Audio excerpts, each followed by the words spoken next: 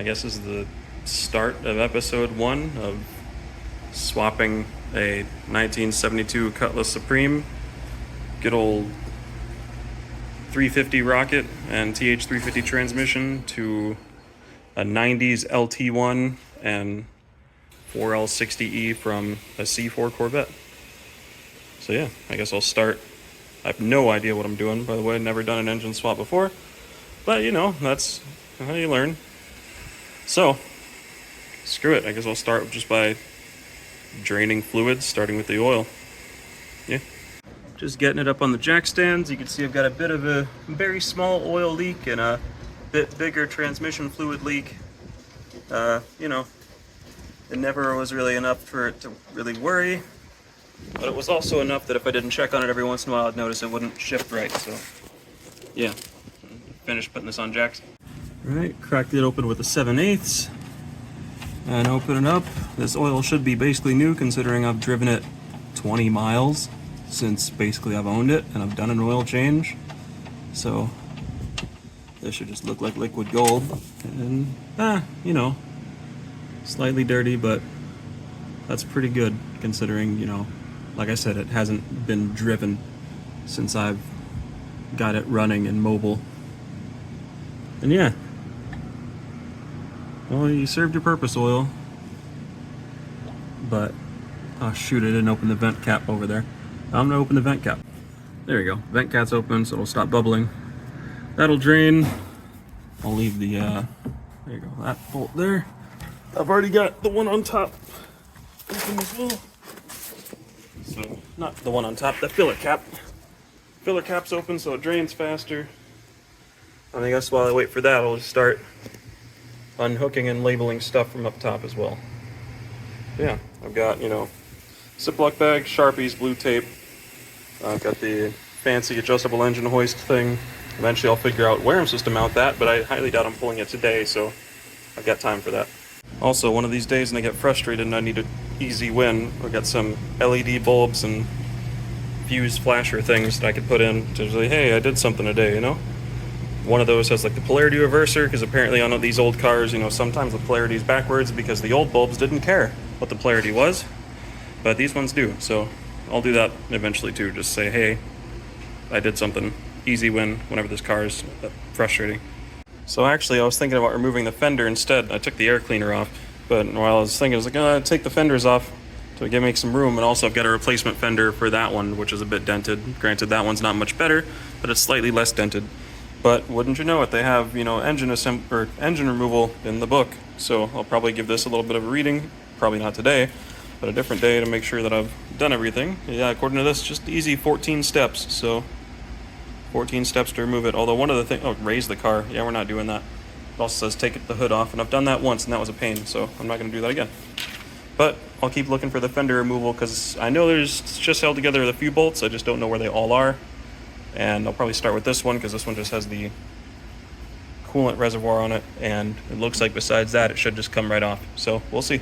Make some more room to reach in the car easier.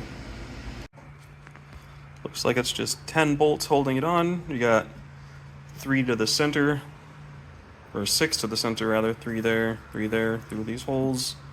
You got 2 up here near the, I guess, actual body, 1 there and 1 behind the door. And then 2 underneath to the body adjuster, or what is that? That's the, I don't know what to call it, the shake reducer. Yeah, this one doesn't do it because this one's actually in. But if I go over to the other one for a quick demo, it's like a little strap that has like a bracket to make it so it doesn't do this. It's not going to do it. Whatever. Of course it's not going to do it now that I'm trying to demo it. I guess I don't need to demo it. Who cares? You guys aren't here for that. But it's that piece there, that little rubber bracket. This one's actually broken to make it so you can mount it, and so that won't jiggle around while you're moving. But yeah, I guess I'll actually start trying to take these off. So surprise, the hood is also on the fender. So I can't take the fender off until I take the hood off, which I didn't want to do. But, you know, so all those bolts over there are 9/16, and these bolts, including those new water reservoir bolts, are 1/2. So yeah, I'm here by myself, so that's gonna kind of suck to do, but I've done it before. It's just a real difficult. I also have no idea where I'm gonna put it. I could probably squeeze it in this area. There's still kind of room for stuff. We'll see. Wish I had a tripod or a place to put this in case I'm filming my death, but you know, just pretend. Left side bolts are out, and just for future reference, the front one is like tapered, the rear one is not. Yeah, I think last time I did this I put like a blanket or something over here so I didn't accidentally slam it into the windshield, because it's probably difficult to replace. I'll probably go do that again, get another blanket. Couldn't find a blanket, but I found like a rubber yoga mat or something, so this will work. Yeah, nothing can go wrong with this. And there you have it, easy peasy. Hood is off. There's the 4 bolts, and there's the hood. And by the way, in case any other moron tries to copy me, that was not easy peasy. It was very difficult, actually. A little bit out of breath because I had to, you know, I'm a pretty big dude, big-ish size-wise, like 6'3", 240, ideally, probably a bit overweight, but you know, it is what it is. And that was not easy to move. That was actually quite difficult to move for one person. Putting it back on, I'm definitely gonna have my wife help, as much as she loves helping. She's like, hey, yeah, just come on, drag her out to do car stuff. But yeah, you know, that's why you get married. All right, on to removing the hood hinges, which is just those 2 bolts on either side, there and there. I'm also gonna bag and label these so I don't forget which ones are hood hinges and which ones are hood bolts themselves. And then from there on, I can start doing fender stuff. These bolts out here actually had the whole lock washer, big washer nut behind it, so I had to get a 1/2 wrench as well. So, slow progress. All right, got the reservoir out. I'm gonna get these bolts bagged and actually tagged. Just move the reservoir to right there. And pulled the drain tube was this hole. Oh, look at that. Free hardware, we love that. Anyways, so yeah. Now I actually need to get those hood hinges like I said I was going to. So it's actually 3 bolts, not 2.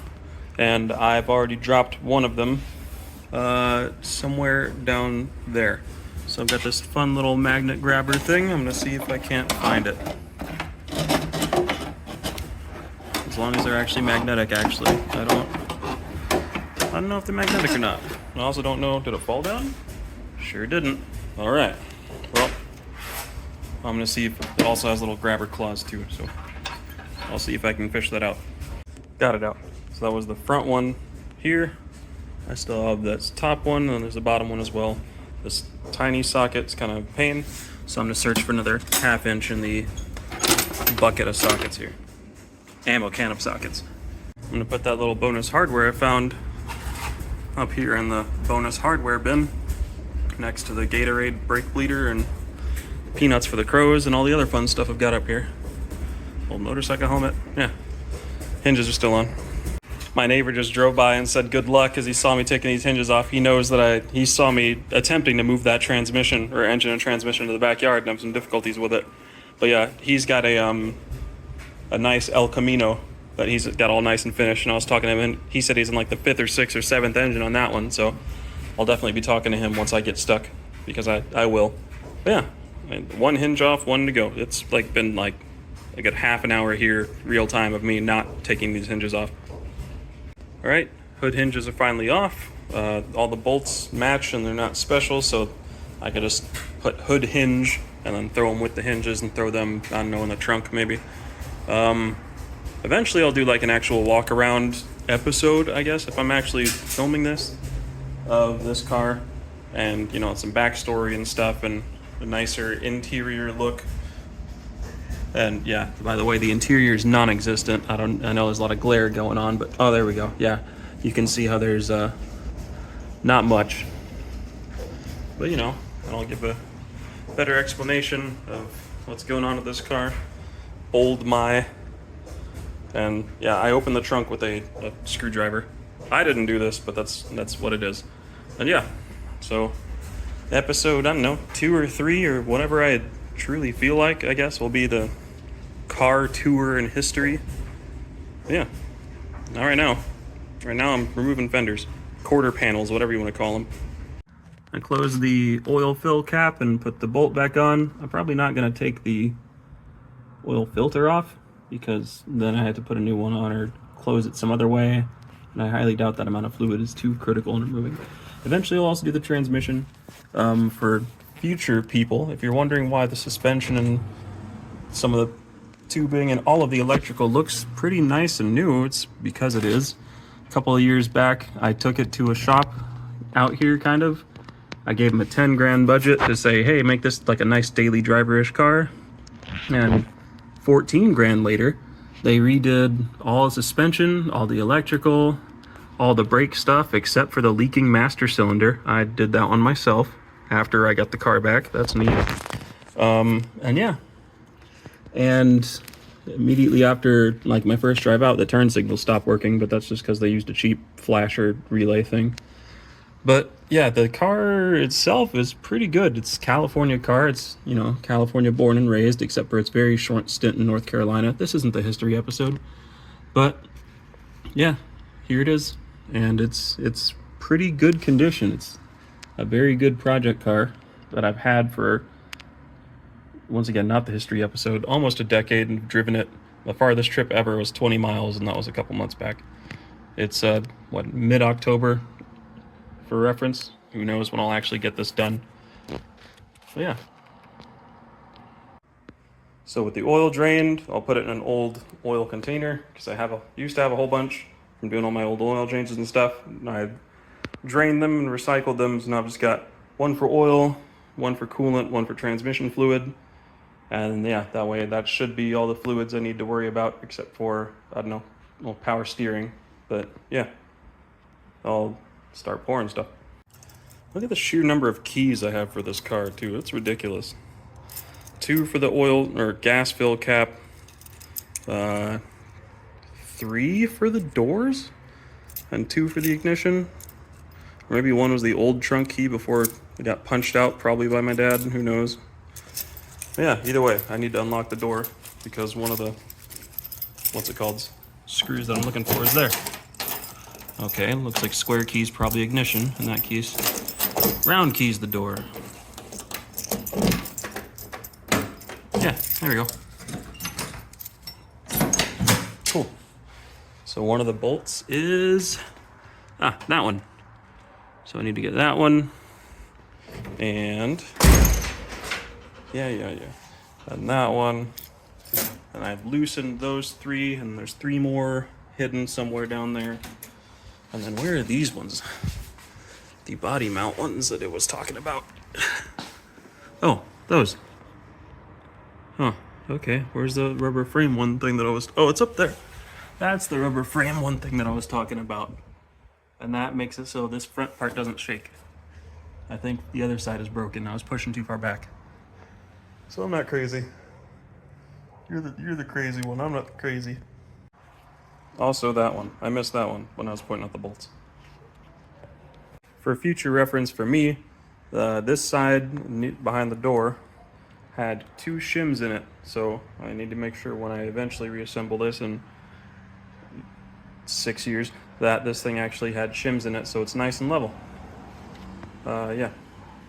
Also, I should probably be doing body stuff when the car is actually on the ground, supported by its own weight. So I'm gonna re-lower it.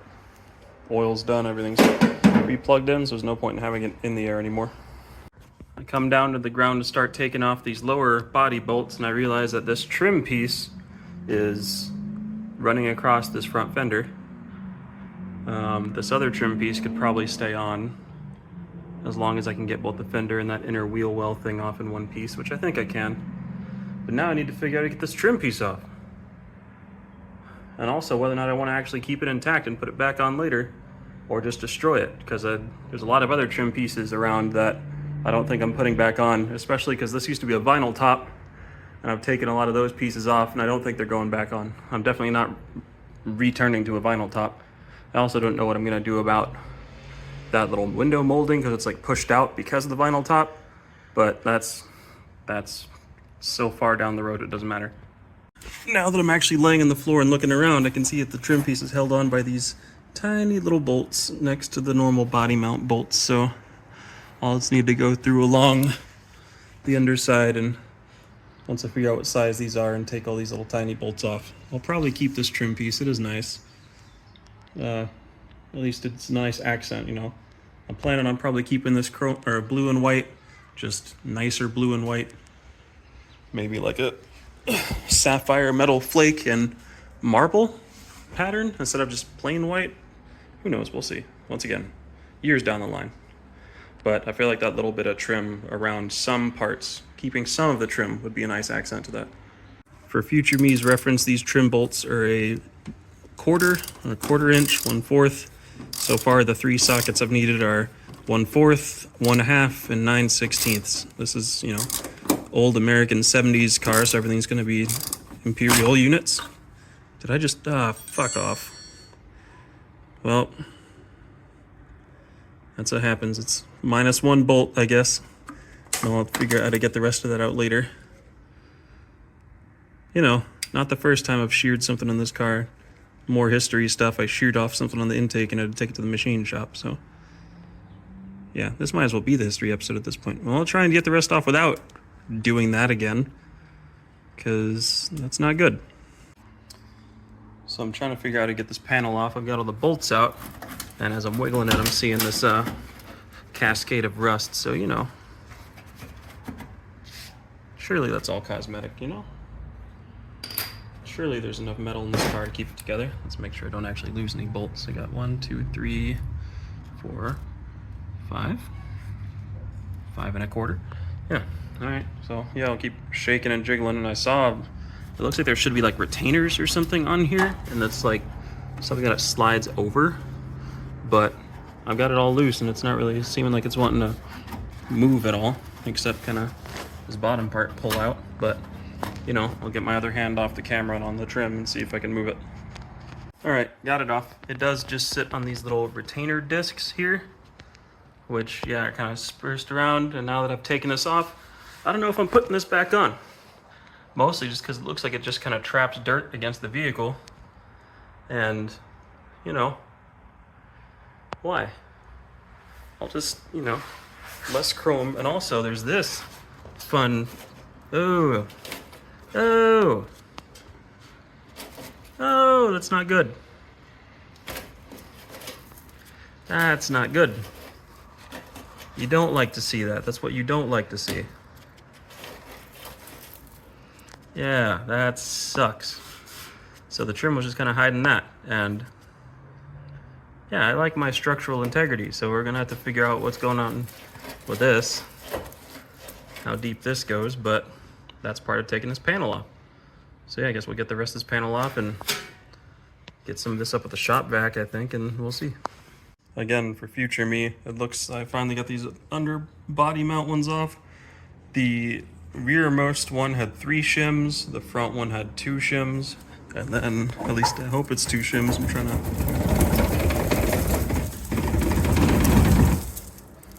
Then a lot of dust and dirt and leaves mostly, so it looks like it's just kind of water stuff that gets trapped here and there's no way to drain. You know, 70s engineering, that's what they had. Yeah, it's just leaves. It's all just freaking biomass that got stuck down here wet, and that hole doesn't look horrible, I guess. I've seen worse on other people's YouTube videos and projects, so it's probably fine. Probably get that patched. Because I don't want to buy a whole new fender, but considering the rest of the fender is actually pretty good, I could probably just get that hole patched. Yeah, as I was making this, you know, right fender body mounts bag for those bolts and shims, I realized, yeah, the stuff probably just came, leaves and water, right through there, and gets stuck down there and slowly rots the metal. So when I get this thing all fancy, I'll probably find a way to divert water and leaves to not go through here, or seal it better. I can see there's some kind of, through this grate mesh too, there's leaves down there. So yeah, I don't know. I'll find a way to work with whatever body shop I get to make this thing modern weatherproofed so it doesn't do that again. I started taking off these front 6. So far I've only found these 3. Let's see if I can peek around. Oh, there they are. There's 1, 2, 3, and that should free the fender. However, I realized wheel well is also bolted on at various points. So I need to either choose to take the wheel well out as well, which would mean taking out some more bolts. I'll probably look through the book to see which bolts they are, or leave the wheel well on and just take these couple bolts off here. I think it's just these two holding it on from the inside. But there's a wheel there, so thinking about that. Oh, there they are. I can get those pretty easy actually. So I don't know.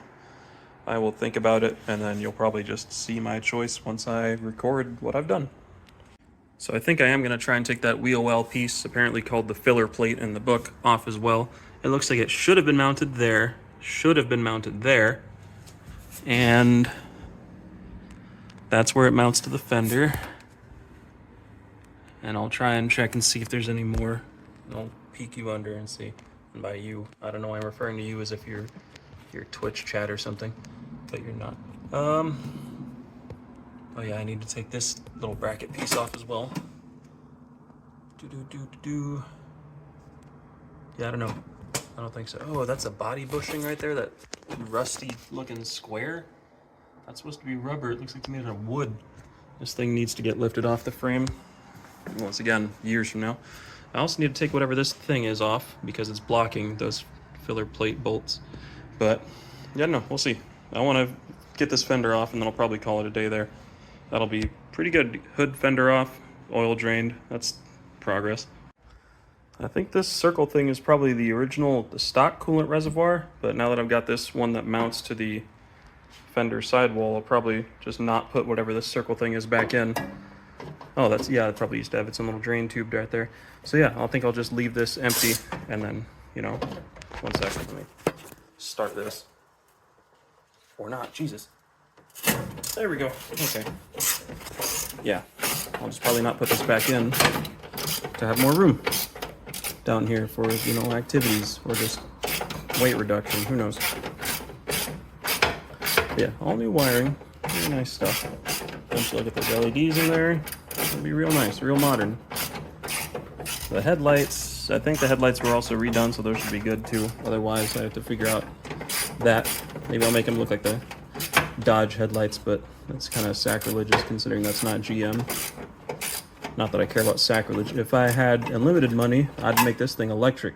I'm an electrical engineer, and that'd be pretty sick to have the one-of-one electric Cutlass. But, you know, people are already upset, or will be upset, that I'm getting rid of the stock 350, which, you know, makes no power, gets no mileage, smells awful for a Corvette C4. Almost, you know, almost an LS swap, but too old to be an LS swap. But, you know, whatever. Like I said in what I'm going to be calling episode 0, you want it so bad you buy it. I don't want it. Yeah, alright, well, that's out.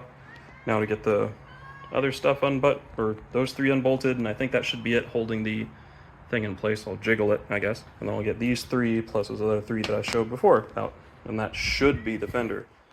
Alright, so I took those 4, not 3, I don't know if I said 3, 4 filler plate bolts out, and it seems to be loose, so it should just be these 6, 5, because I took one out. 1, 2, 3, and then 4, 5, 6 down here, holding this fender on, and I should be able to get it off, and probably slap it on the roof next to that one. Eventually there'll be 3 fenders on the roof. Let's go. Hey future me, it's me again. As I was taking off these bolts up here, this was a shim between the upper main whatever and this blue whatever. It was there to a spacer, you know, keep these there. So don't forget to put it back in when you reinstall. Alright, laid on the floor to get this, what's it called? The jiggle stopper off the body from there, that bolt. And I realized that the turn signal, which is on the fender, is plugged in. And I don't want to yank that off, so I need to take that out first, which should be as easy as twist and pop. Twist and pop, there you go. And that's the light bulb I'm going to change to LED eventually, but all right now. That's for a rough day that I need to make less rough. All right, got the anti-jiggler bolt out, and here's what I'm talking about. Now it's all jiggly. The anti-jiggler's not hooked up. So yeah, I'm pretty sure it's broken on the other side of the car, and the one up there is a broken piece. So I'll have one of 3 good anti-jigglers. And then to not lose the anti-jiggler bolt, I just put it back in its home there. So now I don't have to worry about bagging or tagging it or whatever, having a bolt or a bag, just one bolt in it. It's just back where it goes, because it's on the frame. That can stay there. It's important when doing all your bagging stuff and tagging that you know what is what. Like this is for the right fender by the inside by the headlights. So there's just this one bolt holding it on now, by the way. But so the long one is the top one because 2 of the 3 are the same. There's one long one. And what I mean by long is top, I mean there's those 2 on the sides and there's that one on the top. And that's where the long one will go when I eventually put this back together. So you want to make sure you can come back to this days, months, weeks, years later. Days, weeks, months, years later. And know where stuff goes. So hopefully I will know where stuff goes. If not, I mean I just filmed it, so I'll just watch my video. I recommend you also film your own videos. Yeah, let's get this last bolt off and ideally this fender, and then I can clean up and sit inside. And just like that, nice and easy, the fender's off. Woo, a piece of cake. Not super long at all. Didn't take whatever time it is now. Didn't take a couple hours. Look at that. Look at all this. Oh, I could stand in here now. Granted, I could already basically stand in here, but I can stand in here now. I also noticed that this inner liner thing isn't actually bolted on correct. You can see the bolts and where they should go. That's not where they are. So I'll probably take this off and put it back together right. But not today. Today it's clean up and then figuring out how to film an outro for my fledgling YouTube series I'm starting, or what the heck, whatever I'm doing. Who knows? Yeah, but it's off. Woohoo! That'll make getting to the engine stuff much easier. All right. Well, with that, I guess episode 1 is over. I don't know how long this is. It's not like I recorded the length. Hey, whatever. Who cares? So this is the fancy hoist thing. You gotta figure out where to put that in. Still need to drain transmission fluid and coolant. Yeah, and the rest of the engine swap, as it were. But now I've got room, and I found some other new fun issues to deal with eventually. But yeah, who cares? That's it. What do all the people say? Be sure to like and subscribe and hit that bell so you can get notified of the next episode. I don't know if there'll be a next episode, but hey.